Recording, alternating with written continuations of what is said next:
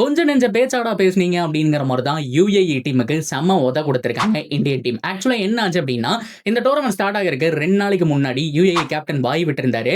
இதெல்லாம் ஒரு டீமே கிடையாது. இந்தியன் டீம் பவர்ஃபுல்லா இருந்தாலுமே அவங்கள நாங்க திணற விடுவோம். அது மட்டும் இல்லாம ஓமன், பாகிஸ்தானையும் துவம்சம் பண்ணி அடுத்த சுற்றுக்கு போவோம். அதுதான் எங்களுடைய டார்கெட். யாரு வந்தாலும் கருணையே காட்ட மாட்டேனுங்கிற மாதிரி பயங்கரமா வாய் விட்டிருந்தாரு.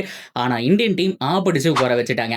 கிட்டத்தட்ட 50 ரன்னுக்கு மேல தான் அடிச்சாங்க. அதுக்குள்ளேயே ஆல் அவுட் பண்ணி சோழியை முடிச்சு விட்டுட்டாங்க.